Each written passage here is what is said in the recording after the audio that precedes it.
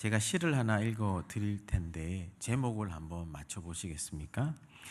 세상에서 가장 가까운 사람, 그러나 때로 가장 먼 사람, 서로를 바라보다가 서로를 놓아야 하는 날까지 하루하루 함께 견디는 사람, 한 사람의 고통을 나누기보다 한 사람의 기쁨을 같이 할 줄 아는 사람, 그대여 우리가 그렇게 늙어가기를.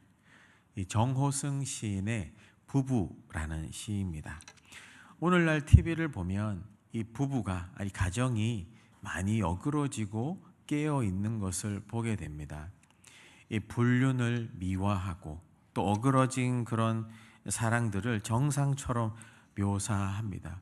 심지어는 어떤 드라마, 불륜 드라마가 유행하니까 어떤 지역에서는 하우스와이프, 가정의 아내를 두고 오피스 와이프, 또 직장에도 아내를 두는 이런 말도 안 되는 일도 일어났다고 하지 않습니까?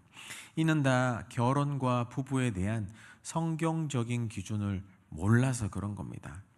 오늘 우리는 이 본문을 통해서 아름다운 부부 생활이 과연 어떤 것인가, 또 우리는 4주 동안 관계에 대해서 살펴볼 텐데 부부, 다음 주에는 부모, 자녀, 그 다음 주 직장 생활, 또 세상 생활에 대해서 살펴볼 텐데 오늘 말씀을 통해서 하나님이 부부 가운데 또 결혼 가운데 숨겨두시고 예비해 주신 그리스도 안에서의 영적인 비밀이 무엇인지, 또 그것을 깨닫고 돌아보고 실천함으로 주님 안에 아름다운 부부 생활하시는 그런 시간 되길 주님의 이름으로 축복합니다.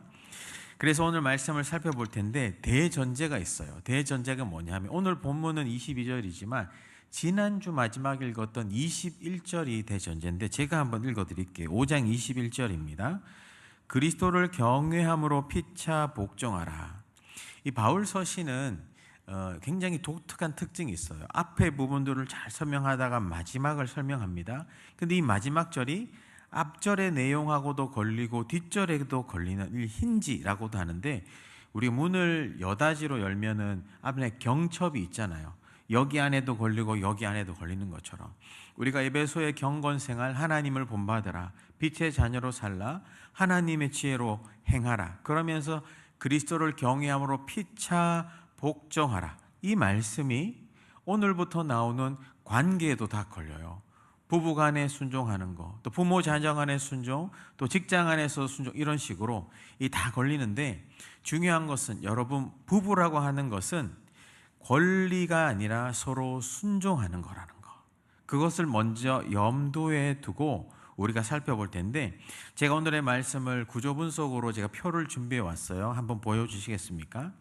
22절부터 24절까지는 먼저 아내들을 향한 부부 생활의 영적인 비밀을 이야기하고 25절부터 28절까지는 남편들을 향한 부부 생활의 영적인 비밀, 그리고 29절부터 32절은 이 부부 생활에 담긴 그리스도와 교회 간의 영적인 비밀을 이야기하고 33절의 마지막 결론적인 권면을 내리는데, 이것을 생각하면서 다시 저를 보여주시면 됩니다. 생각하면서 오늘 이 말씀을 한번 살펴볼 텐데, 먼저 첫 번째는 또 화면을 보면서 같이 한번 읽어보도록 하겠습니다. 같이 읽습니다. 시작. 아내들이여 자기 남편에게 하십시오. 이 빈칸에 들어가는 게 어떤 것인지 살펴보면 되는데, 아내들이여 교회가 그리스도께 순종하듯 자기 남편에게 복종하십시오. 이렇게 이야기합니다. 22절에 아내들이여 자기 남편에게 복종하기를 주께 하듯 하라. 모든 성실의 아내분들 남편에게 복종하십시오. 마음이 막 화가 올라올지도 모르겠습니다만 오늘 설교는 끝까지 들어봐야 됩니다. 중간에 일대지만 듣고 나가시면 여러분 잘못하는 거예요. 주무셔도 안 되고 끝까지 들어봐야 됩니다. 표면적으로는 복종하라고 이야기해요. 이것은 자칫하면 오해하기 쉽습니다. 이 복종이라는 단어 자체는 군대 용어가 맞아요. 상관의 명령에 순종하는 건데 자발적으로 순종하는 겁니다. 자발적으로, 억지로 하는 게 아니라 자발적으로 순종하여 질서정연하게 하다. 아내가 남편에게 순종할 이유는 자발적으로 순종하여 가정의 질서를 정연하게 하기 위함인데, 이 말을 또 어떤 일부 묻 남성들은 오늘 목사님 설교 들었지? 순종하라니까 물 떠와 이러면은 여러분 깃방맥이 맞을지도 모릅니다. 남편이 아내에게 죄된 관행을 따르라고 명령하거나 불법적인 행동을 강요하거나 끔찍한 학대나 폭력 이런 것까지도 순종하라는 말이 아닙니다. 그런 건 신고해야죠. 신고해야지. 기본적인 창조 질서는 뭐냐? 남자와 여자는 하나님이 만드신 아름다운 형상입니다. 동등한 인격이에요. 남자와 여자는 동등한 인격인 것입니다. 고린도전서 11장 11절에도 남자 없이 여자만 있지 않고 여자 없이 남자만 있지 아니하리라. 당시의 1세기 유대 문화에서는 여성의 지위가 사회적으로 낮았습니다. 맞습니다. 인원수 계수할 때도 들어가지 않았어요. 근데 이 에베소서를 받아보는 에베소 교회에는 유대인뿐만 아니라 이방인도 많았습니다. 당시의 이방 사회에서는 여성들이 사회적인 활동을 하고 경제적인 활동을 하고 더 많이 왕성하게 활동했던 신여성들도 많았습니다. 그런데 왜 아내들에게 먼저 이야기하냐? 당시의 대부분의 경우 집안의 가장이 남성이기 때문에 가장인 남성들의 그 질서와 권위에 순종하라고 하는데, 특징이 뭐냐 하면 그리스도가 교회, 또 교회가 그리스도, 이 교회와 그리스도라는 이 사이 안에서 결혼과 부부 생활을 재규정한다라는 겁니다. 여러분, 이게 우리가 들었을 때는 사실 특별한 감흥은 없는데 그 옛날에는 어땠냐 하면은 남자가 여자, 남편이 아들을 주인하고 몸종으로 인식했다라는 고대 문헌이 있습니다. 그리고 육체적인 관계를 위해서 그냥 불러들이는 사람, 또 정치적인 어떤 입지를 다지기 위해서 결혼하는 이런 사회에서 자기 아내를 사랑해야 되고 자기 남편을 순종한데, 그리스도와 교회라는 관계 안에서 부부 생활을 보는 것은 당대의 굉장한 파격이었습니다. 이 말씀을 받아보는 사람이 이렇게 해도 돼? 일부일처가 가능해? 에베소에서 우상을 섬기면서도 막 음란하고 그랬다고 얘기했지 않습니까? 그런데 먼저 아내들을 향해서 이야기해요. 아내들이여 아내가 남편에게 순종하는 이유가 뭐냐? 23절에 그리스도께서 교회의 머리됨과 같이 교회가 그리스도에게 순종하듯 남편에게 순종하라. 여러분, 교회가 그리스도께 순종하듯이 그리스도는 우리 교회의 머리인 줄 믿습니다. 우리는 그의 몸이잖아요. 머리라는 것은 질서입니다. 우선순위. 가정의 질서를 위해서 아내가 남편의 리더십에 복종하라는 거죠. 다른 말로 하면 사랑하는 성실의 아내 여러분, 몸된 교회가 머리 대신 예수님의 권위를 인정하듯이 그 지도력에 순종하고 따르듯이 가정의 머리 역할인 남편의 지도력과 리더십을 인정해 주시길 바랍니다. 순종하시길 바랍니다. 오늘 남편들은 이 말씀을 오늘 우리 아내가 들어야 된다면서 그럴지도 모르겠습니다. 그러나 끝까지 들어보셔야 돼요. 가정의 질서를 물 흐르듯이 바르게 세우기 위해서 아내들에게 먼저 남편의 권위에 순종하라고 해요. 여러분, 남자는 기본적으로 인정 욕구가 많은 사람입니다. 왜 남중이나 남고에 축구하다가 재미없어지고 있는데 여학생이 지나가다가 한마디 합니다. 멋있어. 그럼 막 우통벗고 더 열심히 축구한다고 하잖아요. 인정 욕구에 목마른 게 남자거든요. 여러분의 남편의 지도력이 최고가 아닐 수 있습니다. 우리 남성들도 정신을 바짝 차려야 돼요. 최고가 아닐 수는 있습니다. 하지만 아내들이요, 최고가 아닐진 몰라도 최선을 다한 그 지도력과 리더십에게는 박수 쳐주자고요. 정말 최선을 다해서 땀 흘리고 수고하고 그랬다라면 여보 고마워요, 잘했어요, 그 인정하면 또 우통보고 또 일하러 갈지도 몰라요.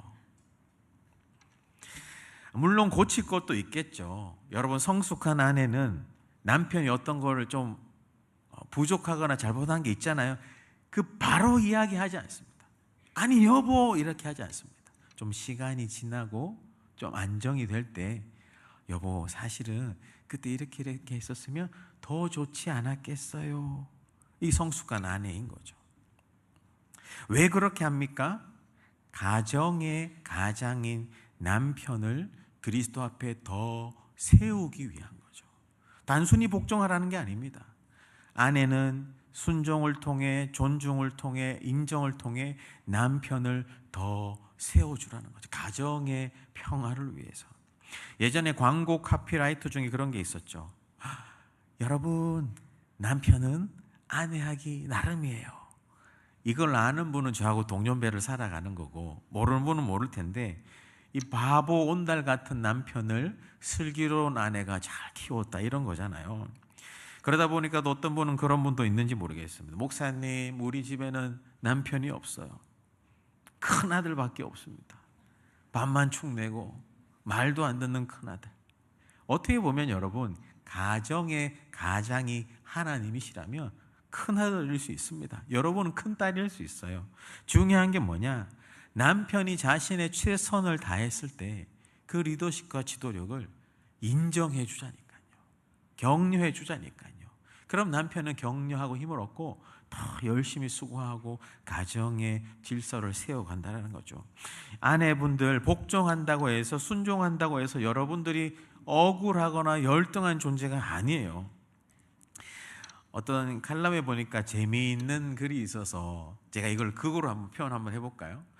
어떤 병실에, 남자 병실인데 4명이 한 병실에 만났어요. 그런데 60대부터 90대까지 남자분들인데 병명이 똑같아. 다 눈두덩이에 시퍼렇게 멍들어서 왔어요. 느낌이 좀 오시나요? 그날 밤에 어떻게 오셨어요? 60대 남성이 먼저 이야기해요. 저는 50대까지 펑펑 큰 소리 치고 살았는데 오늘 아침에 여보 반찬이 뭐예요?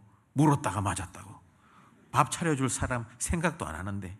그러다가 70대 남성이 그 얘기를 듣고 저는 아내가 화장대 앞에서 예쁘게 화장하고 있길래 너무 예쁘다 이런 마음으로 혹시 오늘 어디 가요? 물었다가 맞았대요. 뭔 상관이냐고. 그 얘기를 듣는 80대 남성이 눈을 지극히 감고 이야기합니다. 저는 안방에만 잘 있다가 너무 볼 일이 급해서 문을 살짝 열고 화장실 싹 갔다가 오다 가다 아내를 만나서 맞았대요. 그동안 힘들게 했나 봐요. 그 얘기를 팔짱 끼고 듣고 있던 이제 90대 형님이 궁금하잖아요. 안 가르쳐 줄까요? 가만히 있다가 저는 아침에 눈 떴다가 맞았어요. 아직까지 살아서 고생시킨다고. 설마 이럴까요? 우리 성실의 아내분들은 그런 분이 한 명도 없을 줄 믿습니다. 우리 남편분들 아멘 해야 되지 않아요? 여러분, 도로에 차선이 있잖아요. 차는 이 차선을 지켜가야 돼요. 어떤 차는 막 폭주족처럼 여기 갔다가 막 자기의 힘인 것처럼 과시하지만 그럼 바로 이용 경찰이 와서 잡아가는 겁니다. 여러분, 차선을 지키는 사람이 힘 있는 사람입니다. 다른 말로 하면 순종하는 사람이 힘 있는 사람입니다. 순종하지 않고 여기 갔다 큰 소리 치고 자기 혈기로 하고 자기 마음대로 와 하는 사람이 힘 있다고 생각하죠? 아닙니다. 그런 사람은 어리석은 사람입니다. 불쌍한 사람이에요. 순종하는 사람이 힘이 있어요. 사랑하는 성실의 아내분들이에요. 여러분들이 여러분의 남편보다 더 힘있기 때문에 순종함으로 남편을 그리스도다운 남편으로 가정의 질서와 평화를 세워가시는 아름다운 아내들 다 되시길 주 예수 그리스도 이름으로 축원합니다. 자, 이제 남편들에게 이야기합니다. 시간이 왔어요. 우리 여성분들 잘 참으셨습니다. 남편분들에 대해서 우리 화면을 보면서 같이 한번 읽어볼까요? 시작. 남편들이여 자기 아내를 내 몸같이 하십시오. 25절부터 29절까지 남편에 대해서 이야기하는데 이게 아내에 대한 이야기보다 더 길어요. 뭔 말입니까? 남편들 더 잘 들어야 된다는 겁니다. 그래서 끝까지 들어봐야 된다는 거예요. 남편들이요, 앞에 아내들은 교회가 그리스도께 순종하듯 남편들은 그리스도가 교회를 위하여 자기 자신 목숨을 다 내어줘서 사랑하듯이 자기 아내를 내 몸같이 사랑하십시오. 그래서 끝까지 들어봐야 된다니까요. 심지어는 여기 27절 한 문장인데 49개의 단어가 있더라고요. 그 정도로 남편들에게 이야기할 게 많아요. 에베소 당시 어땠습니까? 우상을 섬기면서 음란했고 남편들이 가정을 돌아보지 않고 가정을 소중하게 하지 않았던 경험들. 그래서 남편들에게, 아내들에게는 교회가 그리스도께 하듯 순종하지만 남편들 잘 들으십시오. 그리스도가 교회를 위해 대충 사랑한 게 아니라 자기 목숨을 다 내어줘서 십자가에 달려 죽을 정도로 사랑하셨듯이 자기 아내를 목숨같이 내 몸처럼 사랑하십시오. 당시에 파격적인 이야기를 하는 겁니다. 내 아내를 사랑하라니 그냥 육체적인 관계, 정치적인 거 이런 거 아니었어? 아니라는 얘기인 겁니다. 이게 성경의 원리라고 이야기하는 겁니다. 왜 그래야 됩니까? 26절에 보면 이 물로 씻어, 이 에스겔 36장에 나오는 성령에 대한 이야기거든요. 성령으로 말씀으로 아내의 심령이 깨끗하게 되어 거룩하게, 아내도 그리스도를 닮아 거룩하게 세우기 위해서, 아내만 남편을 위해서 세우는 게 아니라 남편의 섬김을 통해 아내도 그리스도로 닮아갈 수 있는 거죠. 그리고 27절에 영광스러운 교회가 될 수 있도록, 성전이 될 수 있도록 티도 없고 주름도 없고. 우리 아내분들 눈가에 주름 있는 거 다 남편 때문입니다. 그 주름이 없어야 된다고 하잖아요. 여러분의 사랑으로, 섬김으로 주름이 다 펴지길 축복합니다. 네, 우리 아멘한 아내분들이 많지 않는 것 같은데 여러분 소망과 기대를 잃어버리지 마시기 바랍니다. 그렇게 하여 거룩하게 흠이 없게 예수님 닮아가는 아내로 세우라고 하는 거죠. 이와 같이 남편들도 자기 아내를 사랑하기를 자기 자신같이, 자기 몸을 사랑하잖아요. 그런 것처럼 자기 자신같이 양육하라. 양육하다라는 뜻이 결혼 관계에서 성숙할 때까지 입히고 공급하고 돌보고 책임지는 거. 그래서 남자는 책임지고 돌보는 거, 그리고 보호하다. 마음속에 늘 내 아내가 귀하다, 나랑 살아줘서 너무 귀합니다, 감사합니다, 오늘도 이 밥에 독 타지 않아서 감사하고 침 뱉지 않아서, 침 뱉다 쓸지도 모르겠습니다만 맛있게 먹으면 괜찮으니 감사한 거죠. 나를 위해서 기도해 주잖아요. 나 같은 사람 옆에 있어 주잖아요. 성실의 남편분들이요, 아내에게 감사하시길 축복합니다. 하나님이 보내신 동력자라니까요. 그렇게 이야기를 하고 있는 겁니다. 여기 나타난 사랑은 여러분 아가페입니다. 무조건적인 사랑. 하나님이 나를 있는 그대로 받아주시고 사랑하셨듯이 여러분 내 아내를 그렇게 사랑하라고 이야기합니다. 제가 아는 어떤 집사님은 좀 가부장적이셨어요.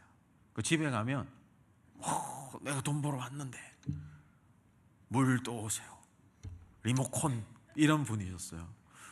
신고 안 한 게 다행이긴 하지만, 근데 이제 그런 중에 또 그 아내분도 속상하지만 잘생겼어요. 그런데 아내분이 병이 생겼어요. 좀 오랜 동안 치료를 해야 돼요.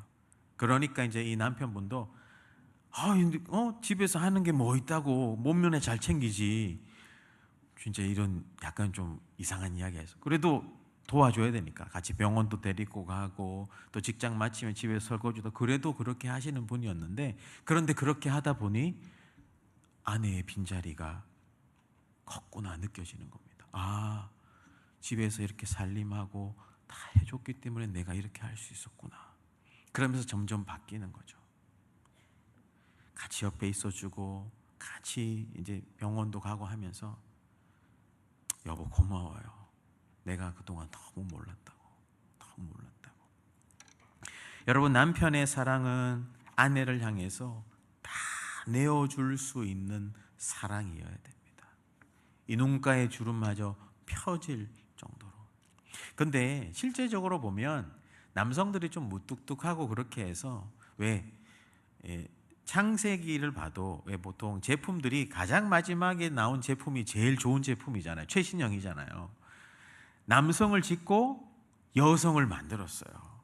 그러다 보니 이 남성들을 변화시키기 위해서는 제일 나중에 지어진 여성분들의 이 섬김이 좀 더 필요한 것 같기는 해요. 또 실제로 또 어떤 집사님의 일이 있는데, 제가 오늘은 이야기들을 좀 많이 준비했는데, 어떤 여 권사님은 자기 남편을 진짜 실제로 그리스도께 하듯 섬기는 분이 있어. 좀 심할 정도로. 남편이 일 마치고 집에 들어오면 대야에 따뜻한 물을 들고 들어가가지고 오늘도 우리 가정을 위해서 열심히 뛰느라 수고했다고 발을 다 닦여줬대요. 다 그렇게 하시는지는 모르겠습니다. 저는 되게 듣고 놀랐는데, 그렇게 하면서 물도 떠다주고 집에 가면 아무것도 안 한대요. 그렇게 하면서 아침에 갈 때도 오늘도 여보 힘내세요 하면서. 그런데 그렇게 섬김을 받다가 이 남편분이 회사가 좀 어려워진 적이 있어요. 그러다 보니, 남자는 그렇거든요. 자리나 위치 때문에 의습될 수 있어요. 그래서 은퇴하면 남성분들은 좀 숨이 죽을 수 있거든요. 남성이라서 그래요. 인정 욕구가 많아서 그래요. 회사가 어렵다 보니까 조금 가정에서 자기 위신이 안 서는 것 같고, 안 그래도 되는데 회사 갔다 올게 하면서 운동장 한번 도는 것 같고 놀이터 도는 것 같고, 그런데 갔다 와도 그 아내분이 똑같이 오늘도 우리 가정을 위해서 수고한다고 물 또와서 해주면서, 그러면서 자기 마음이 너무 막 힘든 거래요. 그러면서 내가 아내를 어떻게 섬겨야 되는지. 그래서 어느 날은 그분이 와서 일찍 와서 설거지도 하고 같이 쓰레기 분리수거도 하면서, 어느 날은 자기가 먼저 피곤하지만 대야에 물 떠와서 여보 여기 앉아보세요 하면서, 그동안 내가 이렇게 섬김 받는 게 당연한 줄 알았는데 권리인 줄 아니었군요.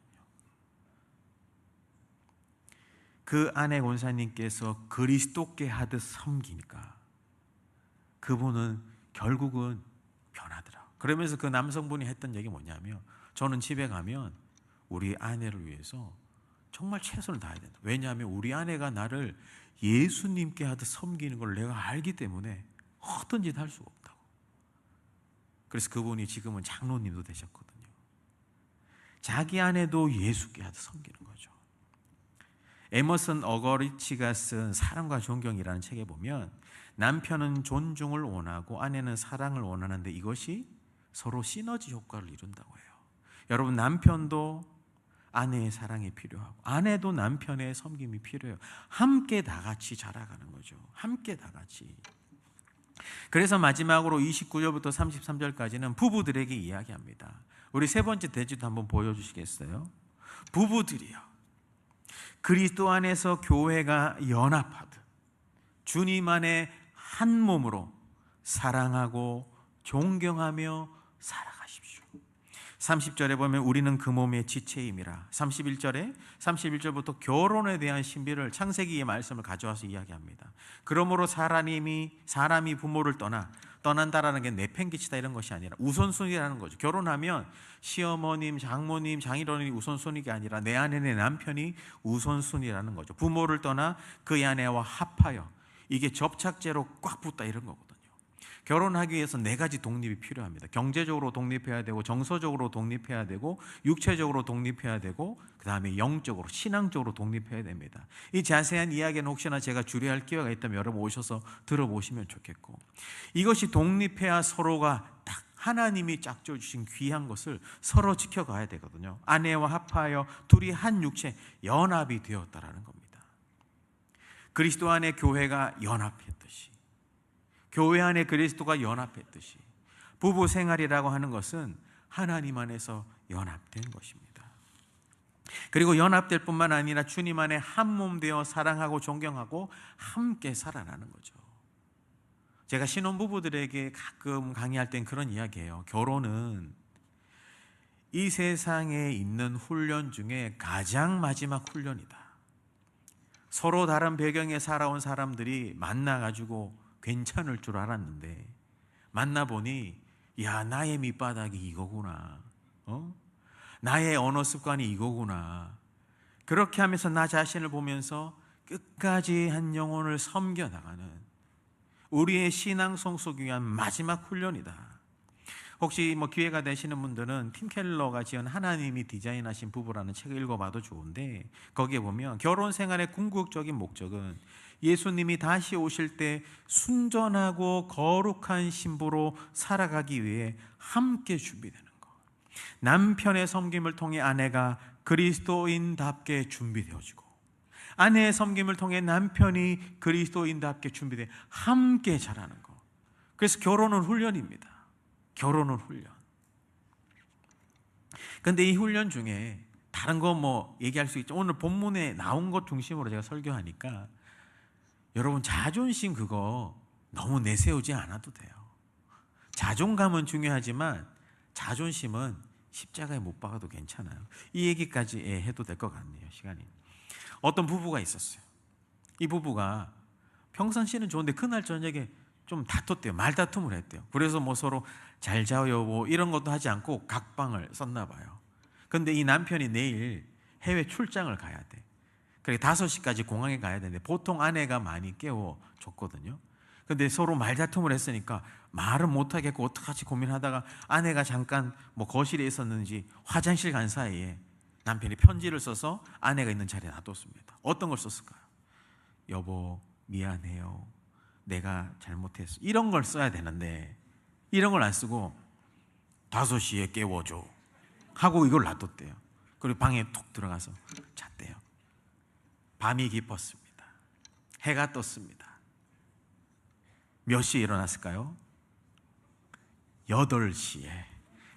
비행기는 이미 갔고 회사에선 난리 났고, 그래서 이 남편이 막 말하고 싶은데 어제 다퉜잖아요. 어떡하나 이러는데 자기가 잔 곳에 베갯님 머리 위에 메모지가 한 장이 있더래요. 뭐라고 적혔을까요? 5시야 일어나. 아내 입장에서는 최선을 다한 거예요. 5시에 깨워달라고 편지를 받았으니 5시에 일어나. 무슨 얘기를 하는 겁니까? 부부 사이의 자존심을 너무 지키다가는 가장 비싼 비용을 치릅니다. 나보다 예수님이 교회를 사랑하듯이 여보 미안해요, 이 말하기 어렵지 않잖아요. 여러분, 우리는 교회예요. 교회가 다른 말로 하면 성전이잖아요. 성전. 한번 따라해 볼까요? 우리는 성전입니다. 성전이지, 따라해, 성전이지 상전이 아닙니다. 여러분, 집에 가서 아내 앞에서 상전같이 있는 남편 오늘부터 돌이키길 바랍니다. 집에 가서 남편에게 상전같이 있는 아내 오늘부터 돌이키길 바라요. 모두가 성전 교회로 그리스도가 교회를 위해 자기 자신을 다 내어주셨듯이 사랑하시고, 그리고 교회가 그리스도께 순종하셨듯이 남편의 권위를 세워주시고, 여기서 제가 팁 여기까지도 설명해도 될 것 같아요. 그래서 실제적인 이야기 중에 아내분들은 남편을 향해서 이런 팁이 있습니다. 인칭 미우시라고 제가 이야기하는데, 인정해 주세요. 남편이 인정해 주고 그 다음에 칭찬해 주세요. 이렇게 여러분 보기에는 별거 아닌 것 같아도 잘했다 해주세요. 그럼 우통 벗고 또 일하러 갈지 모릅니다. 그리고 미소를 지어주세요. 그리고 웃어주세요. 하나도 재미없어도 하하하하 너무 재밌어요. 그럼 또 우통 벗고 일하러 갈지도 몰라요. 우리 아내를 위해서, 가정을 위해서 인정과 칭찬과 미소와 웃음을 보내주고, 또 남편들은 아내들에게 이경공기, 이해해 주셔야 됩니다. 그렇구나, 무슨 말인지 잘 모르겠지만 그렇구나. 그다음에 공감, 여보가 그랬군요. 경청해주고, 나중에 다시 내가 무슨 말 했어요? 잘 모르겠어요. 그럴 때 할지라도 그 현장에서는 그랬구나, 그랬겠네요, 여러분. 그러면서 마지막 기억하라. 사소한 것을 기억해 줘야 돼요. 지나가다가 내가 저거 예쁘다 지나갔으면 기록해놨다 다음번에 그거 사서 주면, 그 사소한 것에서 이런 이야기 하려면 너무 끝이 없으니까 정리해서, 이렇게 서로 인정과 칭찬과 경청과 또 이렇게 섬기면서 교회들이라고 했잖아요. 교회가 예수님께 복종하듯 우리는 상전이 아닙니다. 성전이죠. 예배드리고 섬기라고, 나의 섬김을 통해 나의 배우자가 예수 그리스도를 닮아간다면 얼마나 귀하겠습니까? 내가 내 아내 때문에 이렇게 은혜 받는 자리에 있습니다. 그렇게 고백하는 남편을 본다면 내가 우리 남편 덕분에 이렇게 있습니다. 서로가 서로를 세워주는. 또 이 얘기도 해야겠죠. 혼자 계신 분도 있잖아요. 혼자 계신 분. 그때 있을 때 좀 더 잘하는. 그리고 처음부터 혼자 계신 분도 있어요. 그분들에게 제가 이야기합니다. 결혼은 복음으로 서로를 그리스도께 세우는 것이라면, 독신은 복음이 얼마나 충만한지를 통해 내가 그리스도 앞에 세우는 겁니다. 부르심이 다른 거예요. 세상 기준으로 볼 게 아니라는 겁니다. 여러분, 말씀을 정리하겠습니다. 아름다운 부부 생활, 오늘 이 말씀들을 기억하면서 내 남편을 통해 내 아내를 그리스도의 사람으로 세우도록, 또 내 아내를 통해 내 남편을 그리스도의 사람으로 세우는 그런 아름다운 부부 생활 하시는 우리 모든 성실의 성도님들 다 되길 주 예수 그리스도 이름으로 축원합니다. 아멘.